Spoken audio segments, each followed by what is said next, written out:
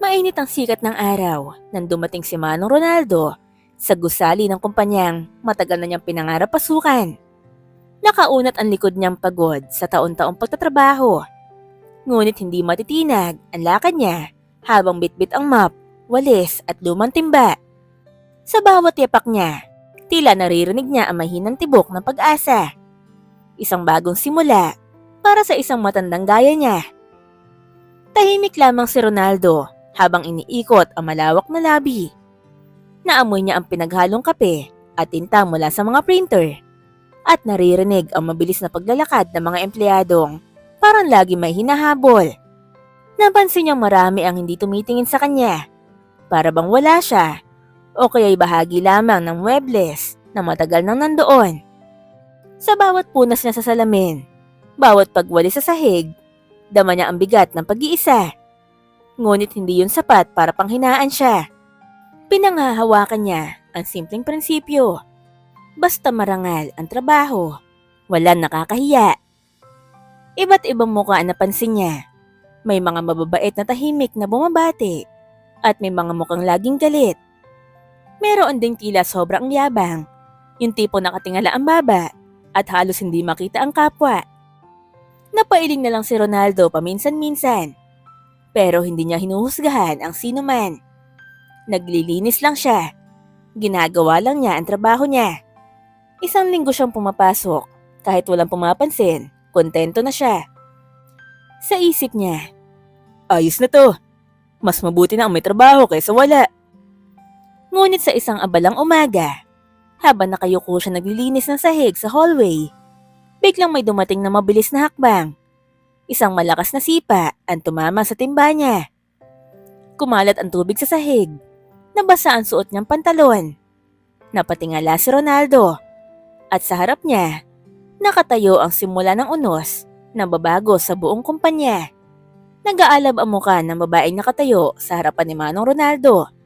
Naka-cross arms, nakataas ang isang kilay, at nakakunot ang noo na parabang maliit na pagkakamali ay sapat para sumabog siya. Siya si Mrs. Arlene Sandoval, ang manager na kilala sa buong opisina bilang mabilis mag-init ang ulo at hindi ngumingiti. Ano to? Bulalas niya. Ang boses ay umalingaw-ngaw sa buong hallway. Napayuko si Ronaldo at dali-daling pinulot ang gumulong na timba. Pasensya na po ma'am. Hindi ko... Pero hindi na siya pinatapos. Walang kwenta. Humaharang-harang ka. Pasalamat ka nga rito sa kumpanya. Kahit gurang ka na, pinapasok ka pa rin. Sigaw ni Arlene habang nakatingin sa kanya na para bang tumi sa sahig. Tumigil ang mga empleyadong dumadaan. Ang iba, nagtago sa likod ng pinto. Ang iba na may palihim na nagre-record. Ngunit, wala nagsalita. Wala nagtanggol. Ramdam ni Ronaldo ang init sa kanyang muka. Hindi dahil sa galit, kundi dahil sa matinding hiya. Sinubukan pa niya magpaliwanag. Ma'am, aksidente lang po. Ngunit lalo lang siyang pinahiya. You're fired! Ngayon din! Lumayas ka sa harapan ko! Bad trip na nga umaga ko. Mas pinalala mo pa! Bulyaw nito, sabay irap na parang wala siyang halaga. Nalaglag ang balikat ng matanda. Nanatili saglit ang katahimikan sa hallway. Kasabay ng unti-unting paghinga ni Ronaldo na parang hindi malaman kung galit ba o lungkot ang nararamdaman. Sa buong buhay niya, sanay siyang magtimpi. Marami nang sumigaw sa kanya, pero iba to. Iba kapag ginagawa sa harap ng marami. Iba kapag wala kang kalaban-laban. Umalis siya ng walang imik. Bit-bit ang mga gamit na parang bigat ng mundo. At doon, nagpaikot ang kapalaran. Sapagkat bandang hapon, habang nakakulong ang buong opisina sa kaba, may biglang balitang umalingaw-ngaw. Emergency meeting. Lahat dapat dumalo. At walang may ideya kung bakit. Ngunit ang tunay na unos, paparating pa lang. Pagsapit ng hapon, unti-unting napuno ang main hall ng kumpanya.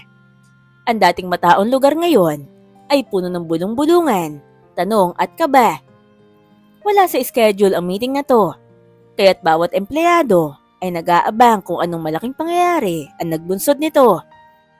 Sa gitna ng pag-uusap, halatang nanginginig sa excitement at pangungunyapit ng reputasyon si Mrs. Arlene Sandoval. Nakaayos ang buhok na parang papunta sa photoshoot at may ngiti siyang pilit na mabait. Tulad ng isang estudyanteng gusto magpa-impress sa bagong guro. Siguro promotion to. Bulong niya sa kaibigan. Kahit wala naman talaga nagtanong. Unti-unting natahimik ang lahat nang bumukas ang pinto sa harap.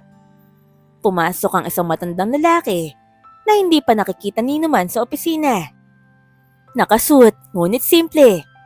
May dala siyang makapal na folder at ang lakad niya mahinahon pero puno ng bigat ng karanasan. Parang huminga ng sabay ang buong departamento. Siya raw ang CEO. Bulong ng isa. Ngayon ko lang nakita. Sabi ng isa pa. Hindi makapaniwala ang marami. Taon na sila natatrabaho rito, ngunit ni minsan ay hindi nila nasilayan ang taong nasa pinakaitaas ng kumpanya. At ngayon nandito na, may dala itong presensyang malamig pero may bigat. Yung tipong hindi mo basta mababasa. Tumayo si Arlene, halos lumipad para mauna sa pakikipagkamay. Sir, welcome po. Ako po si Manager Arlene. Ngunit hindi siya pinansin. Dumaan lang ang CEO na parang hangin at diretsong tumayo sa gitna ng entablado. Tumikhim ito. May mahalaga akong sasabihin. Aniya, malumanay, ngunit matalim ang tono. Isang problema sa loob ng kumpanya na dapat matigil ngayon. Nagkatinginan ang mga tao. Problema? Tumingin ang CEO sa mga empleyado. Isa-isa. Parang sinusukat ang mga kaluluwa nila.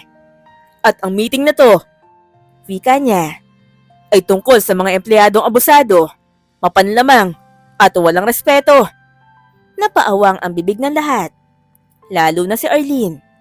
Hindi niya alam, ang mundo niya ay mag-iiba sa loob ng ilang sandali.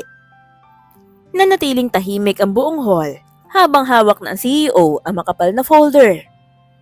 Bawat pahinang binubuksan niya ay tila kumakaluskos na parang buntong hiningang matagal nang kinulong sa loob ng kumpanya. Sa loob ng maraming taon, panimula niya, lumaki ang negosyo. Ngunit, unti-unti ring lumaki ang problema sa pag-uugali ng ilang empleyado. Napalunok ang marami. Ang iba'y nag-iwas ng tingin. Ang iba na may nagkunwaring walang alam kahit ramdam nila ang bigat ng salitang problema. Isa-isa niyang binanggit ang mga pangalan. Empleyadong laging late dahil sa pag-party. Empleyado nag-aapi ng bago. Empleyado nang gugulang sa oras. At empleyadong idinadaan sa posisyon ang pagtrato sa mga tao. May mga napayuko. May mga napangiti ng pilit. At may mga pinawisan kahit malamig ang aircon. Habang binabasa ang listahan, dahan-dahan lumalakas ang kabog sa dibdib ni Arlene. Hindi niya alam kung bakit. Pero parang may malamig na kamay na kumakapit sa batok niya. At sa huling pahina, sa pinakamababang linya, ang pinakamalala sa lahat, binasa ng CEO ang pangalang nagpayanig sa buong hall. Mrs. Arlene Sandoval. Parang tumigil ang mundo. Napalingon sa kanya ang lahat. Ang mga mata nila ay puno ng tanong, takot, at sa ilan, kaunting tuwa. Hindi makapaniwala si Arlene. Sir, siguro po may pagkakamali. Bad day ko lang po kanina. Hindi ko naman sinasadya. Ngunit tinaas ng CEO ang kamay niya. Hudyat na tumigil siya. Bad day? Nakita ka ng maraming tao na sinisigawan ng isang matandang janitor. Minura mo pa. Pinahiya mo at pinatalsik mo. Nagpantig ang tenga ng mga nakikinig. Ang iba, napa-oo nga. Ang iba, napakagat-labi. At saka sinara ng CEO ang folder. Pero bago ako magpatuloy, wika niya sabay tingin kay Arlene. May kailangan ako sabihin sa inyong lahat. Kaninang umaga, ako ang janitor na sinigawan mo. Parang binagsakan ng mundo ang buong kumpanya.